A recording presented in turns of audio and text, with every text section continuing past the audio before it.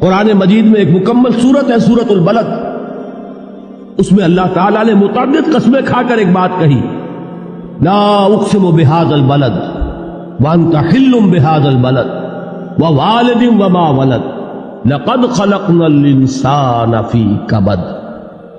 ہم نے انسان کو مشقت ہی میں پیدا کیا، یہ مشقت ہر انسان کا مقدر ہے۔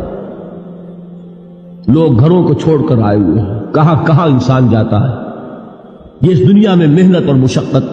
ہاں ایک مغالطہ ہو جاتا ہے کہ شاید یہ محلوں میں رہنے والے جو ہیں انہیں کوئی مشقت نہیں، انہیں کوئی دکھ نہیں، حالانکہ حقیقت یہ نہیں ہے۔